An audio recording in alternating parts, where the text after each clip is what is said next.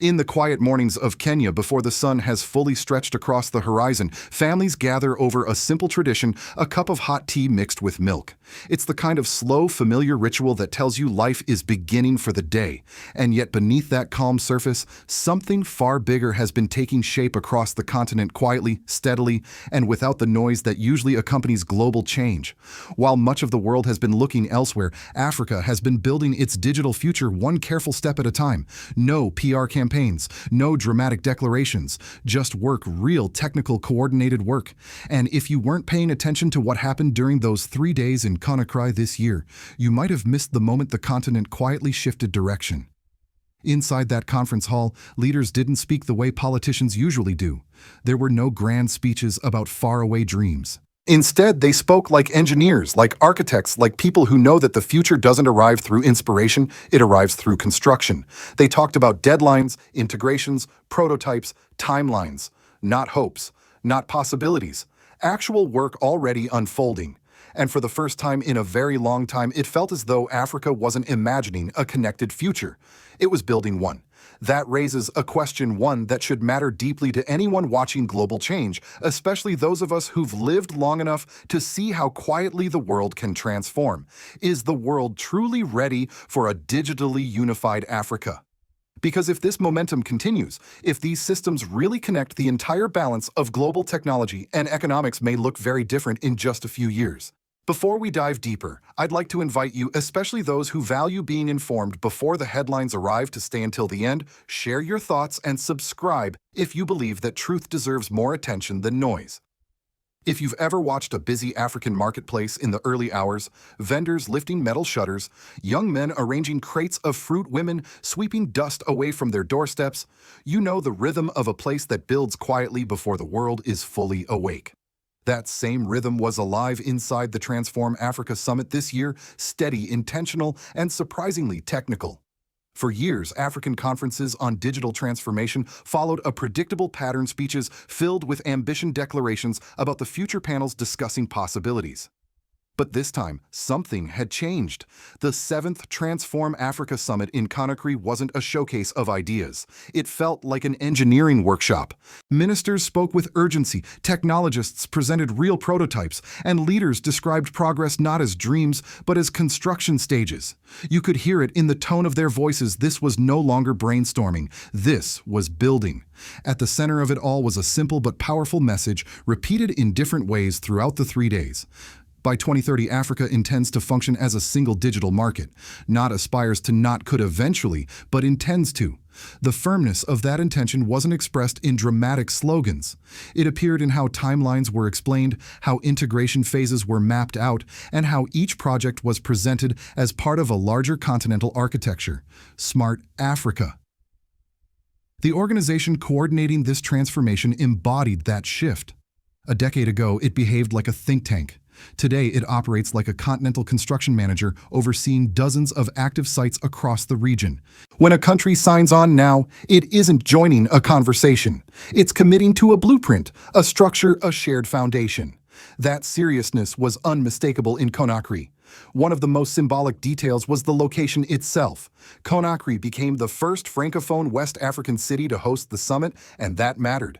It signaled that this digital push wasn't being driven by a handful of already advanced Eastern or Southern African states. Instead, it was becoming continental, East, West, North, Central, and Southern Africa, gathering under one roof, using the same vocabulary to talk about digital identity, cross-border payments, unified data exchange, and AI governance.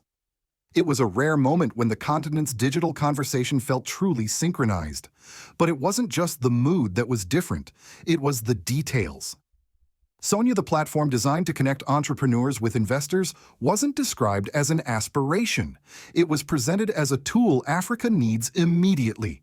The SADC pilot linking Rwanda, Ghana, and Benin wasn't framed as a small experiment. It was described as a model ready to be expanded across the continent. Digital identity wasn't a distant promise. It was a foundation already being laid brick by brick, as several speakers said. The maturity of the conversation stood out most. No one wasted time explaining why digital integration mattered. That argument had already been won. Instead, session after session focused on the practical hurdles. How fast can systems be integrated? What technical standards still differ between regions? Which partnerships can accelerate cross-border connectivity? How can cyber resilience be built into the architecture from the start? You could feel an unusual clarity in the room, almost a shared understanding that Africa had crossed a point of no return. Digital ambition was no longer optional. It had become infrastructure as essential as roads, electricity, or water. And the continent was treating it that way. By the end of the summit, the message was unmistakable. Africa is not merely upgrading its digital capacity. It is laying the groundwork to operate as a unified digital organism, a system where identity, payments, data, and governance can flow across borders as cleanly as information moves inside a single nation. And that shift quietly taking place in Konakry may become one of the most consequential stories of this decade. Walk through any African city early in the morning before traffic fills the streets, and you'll see the quiet work that keeps a nation moving. Shopkeepers restocking shelves, students walking in clusters, mechanics rolling their tools into place. The continent often builds in silence long before anyone notices something transformative is underway. That same quiet discipline shaped the most dramatic turning point of the Transform Africa Summit. The confidence on display in Konakry didn't appear suddenly. It wasn't a burst of excitement or a wave of idealism. It was the result of a long, slow alignment that Africa has not experienced in decades. For years, digital progress moved like separate rivers, Rwanda pushing ahead with digital identity, Kenya becoming a global fintech pioneer, Ghana experimenting with interoperability, Nigeria investing heavily in startups, and South Africa refining cybersecurity frameworks, each river full of potential but flowing in different directions. What Smart Africa managed to do slowly and almost invisibly was to redirect these streams toward a shared ocean. That alignment, quiet, technical, steady, is what created the new sense of confidence in the summit hall. You could hear it in how partnerships were announced not as marketing lines, but as pieces of a long-term construction plan. Take Youth Connect, for example. It wasn't presented as a feel-good youth program. It was framed as a pipeline, a deliberate effort to prepare millions of young Africans for the digital economy they will soon inherit. The partnership with Visa wasn't described as a corporate breakthrough either. It was explained as one more layer in the emerging cross-border payment infrastructure, a system specifically designed to reduce Africa's historical dependence on foreign rails. Even the collaboration linking digital solutions across Rwanda, Benin, and Ghana, something that might have been called a pilot in earlier years, was positioned as the first building block of a continent-wide identity framework. No promotion, no drama, just practical construction work already underway. This tone, modest but deeply serious, marked a turning point. It showed what confidence built on alignment looks like: fewer slogans, more concrete steps, fewer visions, more blueprints. Yet the most profound shift emerged around a topic that once felt aspirational: digital sovereignty. For years, African countries relied on systems hosted abroad, data stored in foreign servers, and payment networks governed by outside interests. These arrangements had benefits, but they also created vulnerabilities, limitations on autonomy that most African states had little power to challenge. In Konakry, the conversation sounded entirely different. Digital sovereignty was no longer a hopeful idea. It had become a practical necessity. Leaders spoke plainly about the risks of dependency: identity systems controlled overseas, pricing set externally, and digital policies shaped according to priorities unrelated to African citizens. The tone was not fearful, it was determined. Cybersecurity, once treated as a secondary concern, had moved to the center of the policy agenda. Internet governance, long delegated to external actors, was being reclaimed. Skills programs were being harmonized to create continental capacity rather than isolated national efforts. And while all of this was happening internally, the outside world was beginning to react. When a continent begins removing its internal friction, streamlining identity, merging data exchange systems, linking payment platforms, the global landscape feels it immediately. And it has. You can see it in the way international companies now compete more aggressively for African partnerships. You can hear it in the change of vocabulary: joint development, co-creation, collaboration, replacing the old language of unilateral deployment. Suddenly, Africa is not being spoken about as a consumer market but as a digital partner. Not all reactions have been comfortable. Some global powers see opportunity in Africa's integration: clearer rules, scalable markets, predictable digital structures. Others feel unease. A continent that controls its own identity systems, data storage, and cyber architecture is harder to influence. For decades, foreign actors have benefited from negotiating with African states individually. A unified market compresses that space. It shifts leverage. Perhaps the most striking transformation, however, is psychological. African leaders no longer speak as though the continent must catch up to someone else's model. They speak as though they are designing their own, one suited to their population, their rhythm, their needs. Quiet confidence, not loud ambition. The summit's true climax wasn't a single announcement. It was the collective realization that Africa was no longer walking toward digital unity. It was already moving with purpose, and the world, whether ready or not, has begun to notice. If you stand at a busy bus station in any African capital, you'll see thousands of small frictions shaping daily life. A traveler digging for a physical ID because one agency won't accept the digital version from another country. A vendor trying to accept payment from a customer but failing because their wallets aren't compatible. A young entrepreneur carrying a folder of paper forms because government services aren't aligned across regions. These small barriers, barely visible to outsiders, have defined everyday life for decades. And that is precisely why the promise of a single digital market feels so different from the usual political visions. It isn't built to impress diplomats or fill headlines. It is built to make ordinary life simpler.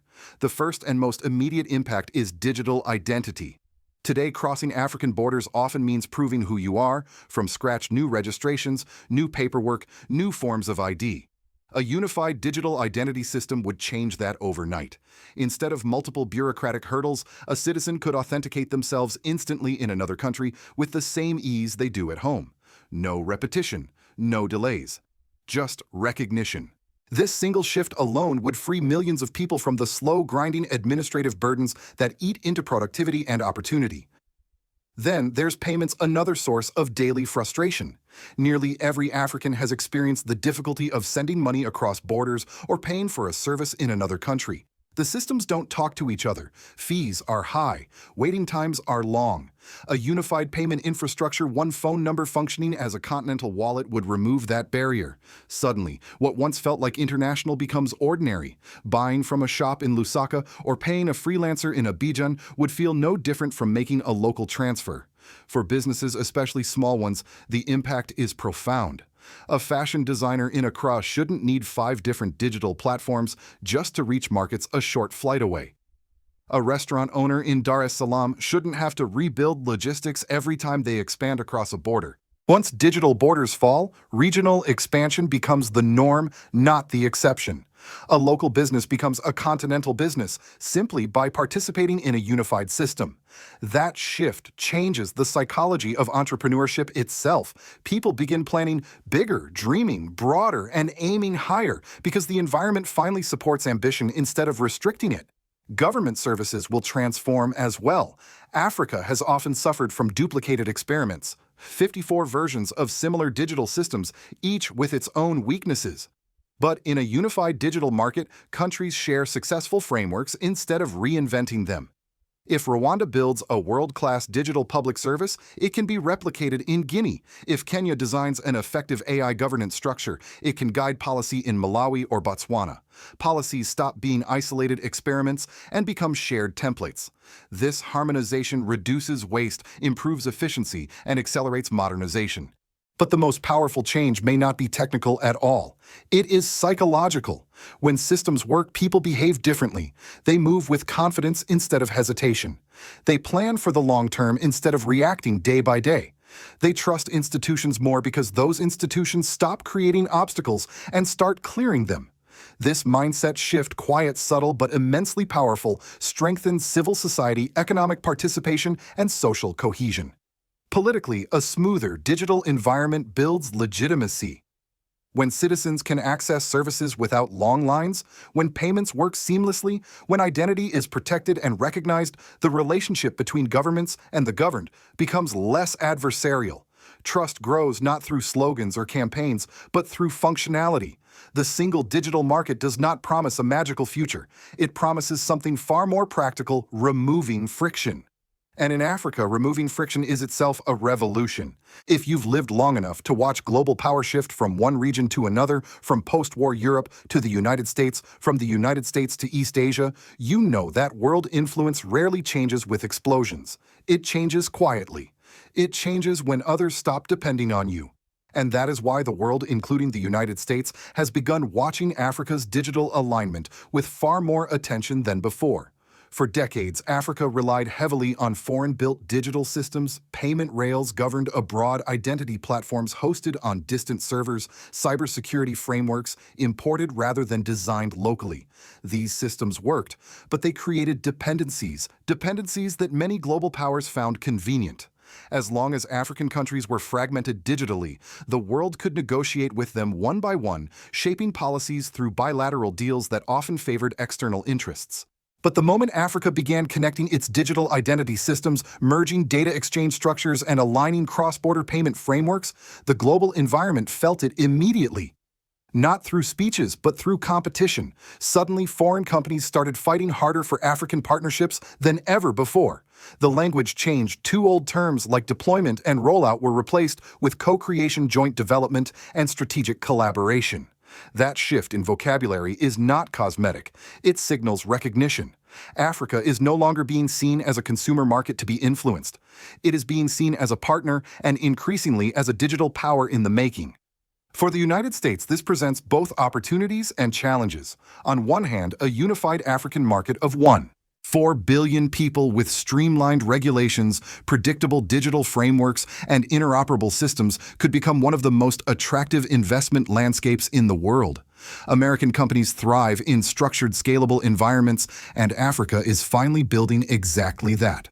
A digitized, harmonized Africa could become a major economic partner for the U.S., especially in technology, cybersecurity, and digital services. But there is also discomfort, quiet but real. A continent that controls its own digital backbone is harder to pressure, harder to manipulate, and harder to sway through traditional geopolitical tools. For decades, American influence in Africa relied partly on fragmented systems, one country using a US-backed identity platform, another depending on Western payment rails, another following standards set outside the continent.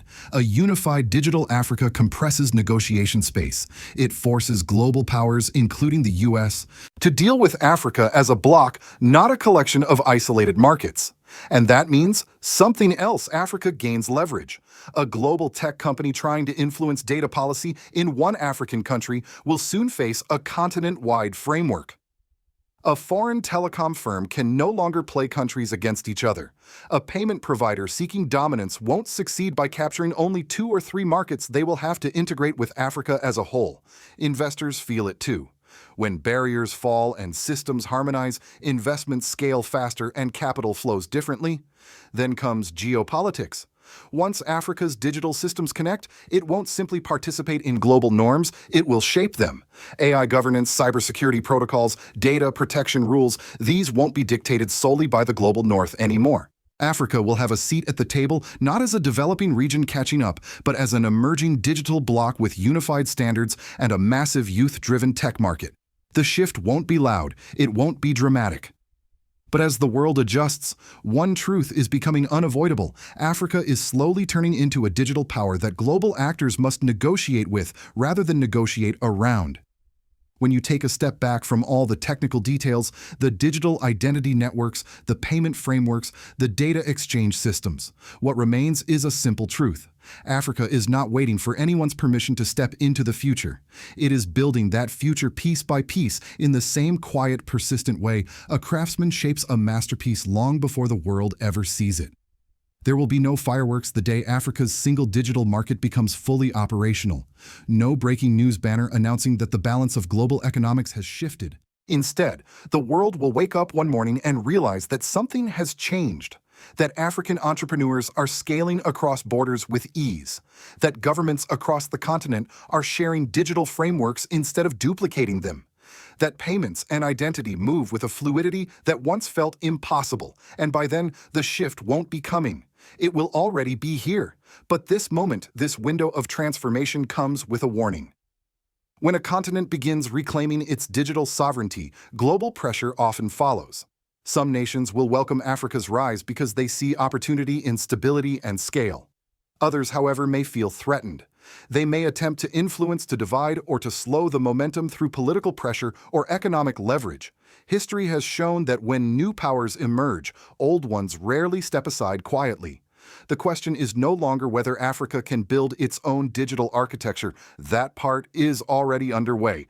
The real question now is, can Africa maintain unity long enough for the system to fully take shape? Because the greatest threat to Africa's digital future is not technical, it is political fragmentation. And this is where leadership matters. Across the continent, figures like those guiding reforms in Burkina Faso, leaders determined to build sovereignty into the very foundation of their nations, are reshaping how Africa approaches the future. Whether you agree with every method or not, one thing is undeniable. A new generation of African leadership is demanding the right to design the continent's destiny. It's a conversation that echoes far beyond Dakar, Nairobi, Kigali, and even Ouagadougou, where President Ibrahim Traore's own push for sovereignty has inspired debates across Africa and beyond. These ideas ripple outward, shaping how Africa views technology, responsibility, and partnership. And now, as Africa stands at the edge of a digital turning point, the question extends to all of us. Do you believe Africa is truly ready to act as one digital market? And which country do you think will rise first in this new era? Please share your thoughts below. If you feel you're among the few who follow Africa's rise before the headlines catch up, please share this video and subscribe if you believe that truth, dignity, and sovereignty deserve a louder voice than the noise.